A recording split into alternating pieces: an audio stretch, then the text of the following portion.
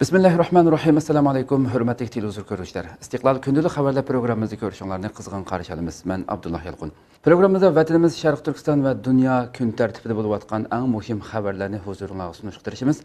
Qanamızda diqqatinglar ekranımızda olsun. Xitoy bilan Hindiston ikki taraf suhbatini boshladi. Hindiston vaqt gazining bugungi xabarda bildirilishicha, Xitoy bilan Hindistonning armiya vakillari chegara talash tortishi masalasida suhbat o'tkazishga boshlagan. Suhbat juma kuni boshlangan bo'lib, Hindistonning 14-korpus qo'mondoni leytenant general Sengi Hindiston vakillari o'makiga mas'ul bo'lgan. Sharq Turkistonning janubida turishliq harbiy rayonning qo'mondoni Liulin va Xitoy armiyasining boshqa 10 ofitseri Xitoyga vakolatan suhbatga qatnashgan. Juma kuni ikki taraf Hindiston va Xitoy armiya qo'mondonlari o'rtasidagi muhim suhbatdan ilgari bir-birining andisini to'g'ri tushunish bilan bir vaqtda ixtilofning talash tortishga aylanib qolmasligiga qo'shilganligini bildirishgan. Navbatda ikki tarafning suhbati davomlashayotgan bo'lib, hozirgacha suhbatning natijasi haqida bayonot e'lon qilinmadi. Ma'lum bo'lishicha, Hindiston Tashqi ishlar ministrligining birlashma kotibi Sharqiy Osiyo rayoni mas'uli Navin Srivastava silliq yig'in orqali Xitoy Tashqi ishlar ministrligining Osiyo ishlari bosh amaldori Wu Jianhao bilan suhbatlashgan silliq yig'inda navbatdagi vaziyatning taraqqiyoti qatorliq ikki taraflik munosabatlarni ko'zdan kechirgan. Xitoy Hindistonni ogohlantirdi. Hindiston vaqt gazining bugungi xabarda bildirilishicha, Xitoy bayonot e'lon qilib, Hindistonni Washingtonga oldinib qolmaslik haqida ogohlantirgan. Xitoyning juma kuni qilgan bayonotida Xitoy Hindistonning qoidaga xiloflik qilishini xohlamaydi. Yaxshi qo'shnilarchilik munosabati o'tgan necha 10 yilda Xitoyning asosli siyosati bo'lib keldi. Xitoy chegara mojarolarini tinch hal qilishda qat'iy ching turdi. Bizning Hindistonni dushman qilishga asosimiz yo'q. Ammo Xitoy 1 santimetr zamindan voz kechmaydi. Hindiston strategik xato hukm chiqarib Xitoy tavalligida harakat qilsa, Xitoy hargiz uningga yo'l qo'ymaydi. Chuqum kuchlik taqobil turish tadbirlarini qo'llandi deganlarni bildirgan.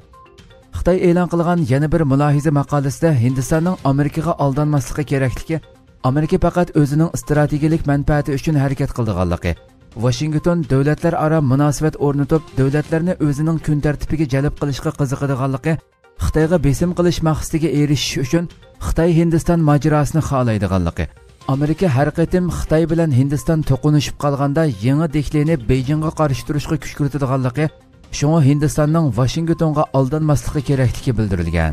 Hindiston vaqt gazeti xabarida Hindiston hamkorligi bilan tinch xalqaro muhitdan bahramand bo'lishni xohlaydi. Agar ikki davlat chegara masalasida tirkishib qolsa, butkul Himalaya rayoni va Hindiston cho'ng quruqligi muqimsizlikka duch keladi. Hech qanday tashqi kuch buni o'zgartirolmaydi. Chegara rayon tinchlikni qo'g'dash va do'stona hamkorlik ikki davlatning manfaatiga mos keldi deganlar bildirilgan. Zumrat xonim bir qora tanlikning o'limi Amerikani tavrityapti, Uyg'urlarcha deb savol qo'ydi. Lager shohidi Zumrat Davud xonim 6-iyun Sin orqali chet eldagi Uyg'urlarni Xitoyga qarshi harakat qilishga chaqirib, bir qora tanlikning o'limi uchun Amerika xalqi tavrab ketdi. Uyg'urlarcha, chet eldagi Uyg'urlar Sharq Turkistondagi Uyg'urlarning umidi dedi. Zumrat xonim yana yig'lab turib qilgan chaqiriqida munolarni bildirdi. Adli misalni 3 kun bo'ldi bir qora odamning saqchining tarafidan begona o'lganligi uchun bir Amerika emas, Yevropa muqobiladi. Bir odamning o'lganligi uchun biz Uyg'urdan qanchalik o'ldi hozir? Kim bilyapti? Amerikada Tiananmen qirg'inchiligi va Hong Kong haqida qaror loyihasi sunildi.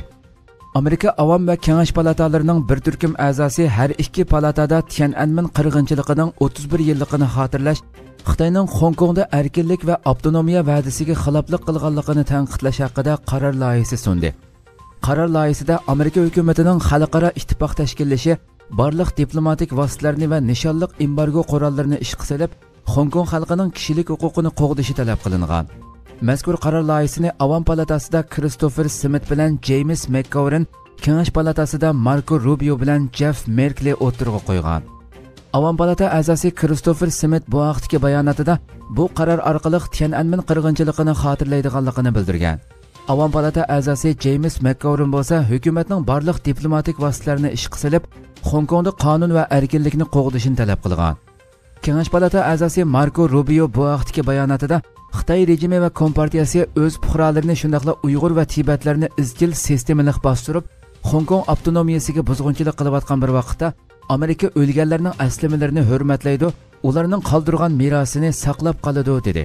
Kengash palata a'zosi Jeff Merkleyning ta'kidlashicha, bu qaror loyihasi Xitoy rejimiga Amerikaning Tiananmen maydonidagi qurbonlar va Hong Kongdagi demokratiyani yoqilg'uvchilardan tortib, Sharq Turkistonda jazolanayotgan millionlagan Uyg'urlargacha erkinlikni qo'g'dug'uvchilar tarafidan turadiganligi haqida kuchli signal beradi ekan.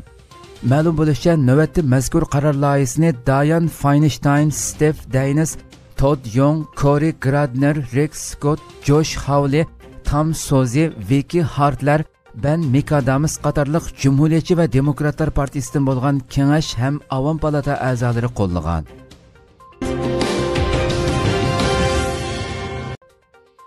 Xitoy Mehmet Abdullahning 200-nimichilik bilan jazolanganligini inkor qildi. Xitoy doiralari bayonot e'lon qilib, atalmish Uyg'ur Abnum rayonlik o'rmonchilik nazoratining sobiq noziri Mehmet Abdullahning 200-nimichilik bilan jazolanganligini inkor qildi va Amerika taratqullarining bu vaqtdagi xabarlarini to'qilma deb tanqid qildi. Atalmish Uyg'ur Abnum rayonlik o'rmonchilik nazoratining sobiq noziri Mehmet Abdullah 2017-yili Xitoy rejimining Sharq Turkistondagi cho'ng tutquni boshlangan nurg'un Uyg'ur kadrlar atalmish 200-nimichilik bilan ayblanib qo'lga olingan mazgilda tutqun qilingan edi.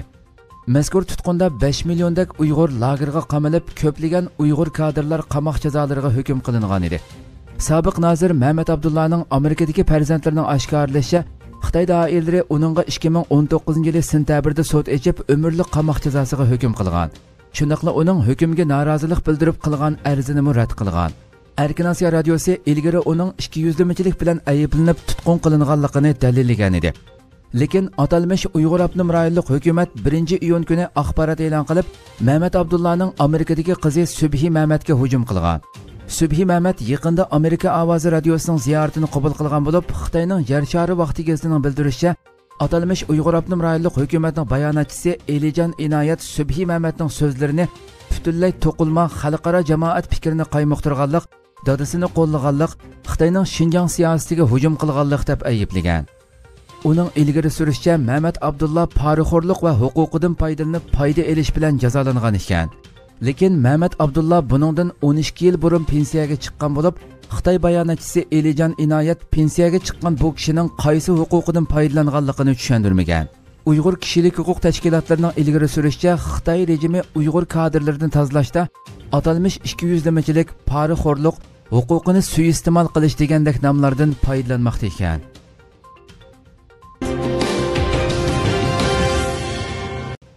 Türkiye'deki Xitoy virusining eng yangi ahvoli. Türkiye Cumhuriyeti Sahiyya Ministri Fahrettin Koca 5-iyun bir kun ichida Xitoy virusi bilan 18 kishining qazo qilganligini e'lon qildi.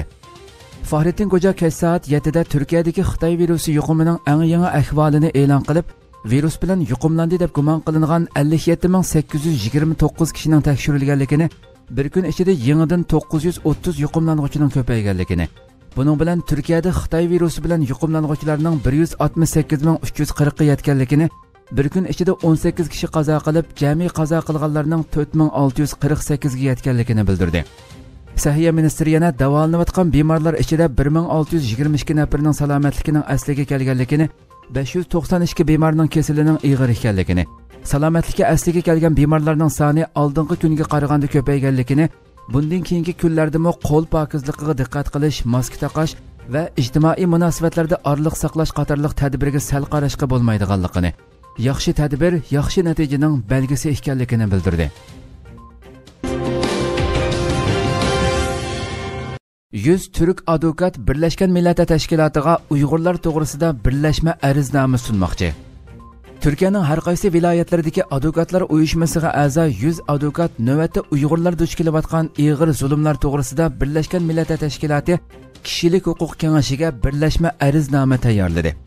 Erkin Osiyo muxbiri mazkur ariznoma to'g'risida ma'lumot egallash uchun buningga boshlamchilik qilayotgan Anqara advokatlar uyushmasining a'zosi Faruq Kalash Timur apandi bilan telefon suhbati olib borgan.